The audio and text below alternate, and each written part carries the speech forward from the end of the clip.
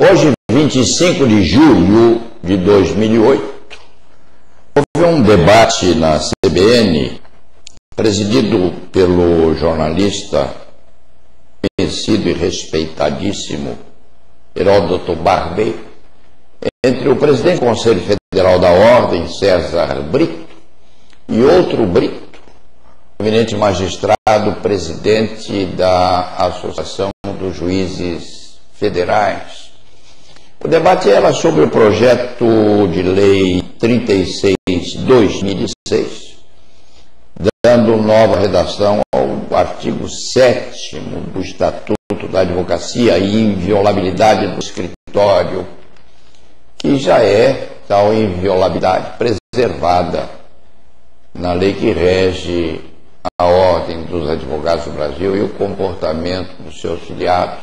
A certa altura do debate, disse o presidente César Brito ao outro presidente: Vossa Excelência não conhece o projeto de lei e não sabe que esse projeto não protege o advogado infrator, apenas exige que a quebra da inviolabilidade de seu escritório seja precedida de mandado muito determinado respeitante àquilo que se vai investigar.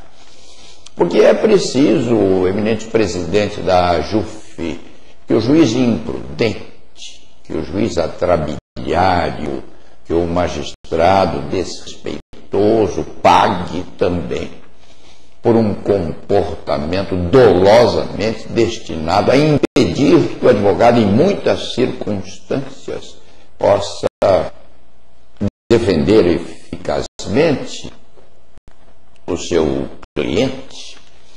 Na medida em que se afasta o profissional da atividade defensiva e se o proíbe de prestar assistência ao seu cliente porque precisa defender-se de uma imputação injusta, por via travessa ou por via indireta, se prejudica a plenitude da defesa. Isso tem acontecido. O presidente da JUF, com uma procedência quase de natureza rotineira, aqui no estado de São Paulo já se violentou inclusive o sacrário dos parlatórios de presídios, com interceptações ambientais e gravação indiscriminada de toda a troca de segredos entre advogados e seus clientes no recinto dessas penitenciárias, presidente da JUF, e isso por ordem de magistrado. Portanto,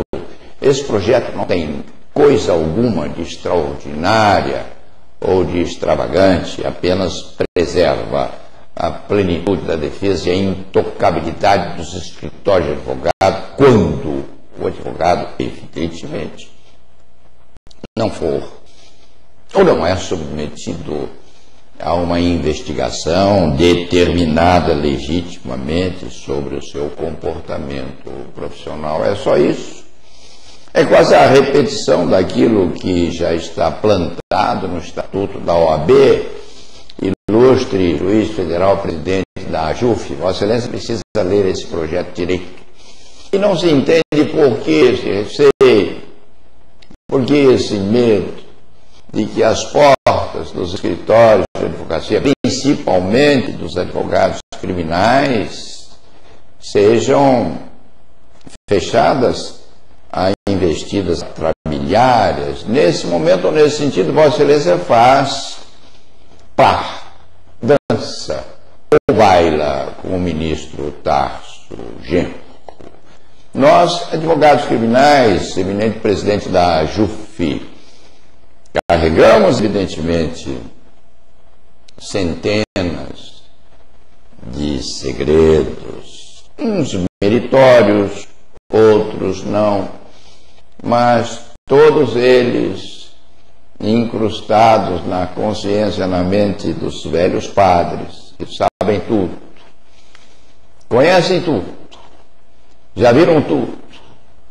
Houve um antigo criminalista que deu um exemplo assemelhado àquilo que nós fazemos, eminente presidente da JUF, Nós somos como aquele velho cura de aldeia, daquele sacerdote antigo de um filme de Fellini, que fica encostado ao lado da igreja, na missa dos domingos, vendo passarem os ministros da justiça, são os passantes, vendo passarem os presidentes da república, os atuais e os que já se foram, vendo passarem aqueles que têm pecados e os que não os têm, como os médicos, que deveriam estar mantendo também os seus segredos profissionais e que já se amuletaram quando são objeto de um mandado judicial que quer conhecer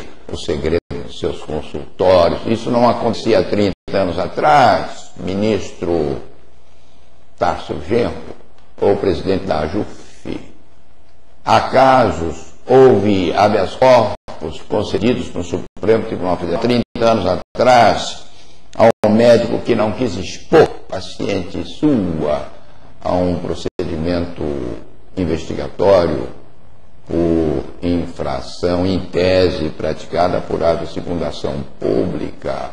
É preciso que Vossa Excelência respeite o segredo do confessionário, porque nós somos aqueles que hão de carregar os mistérios da alma humana para o túmulo, a moda dos psiquiatras, a maneira dos velhos sacerdotes, das aldeias, a maneira daqueles filmes que Vittorio De Sica personificava há 20 anos atrás, ou 30 anos atrás. É preciso que Vossa Excelência reflita sobre isso, juiz presidente da AJUF. É necessário que Vossa Excelência leia muito bem o projeto que está sobre a mesa do presidente da República, porque não se pode partir para um debate sem antes haver a leitura atenta daquilo que há de ser debatido. Vossa Excelência não precisa ter medo.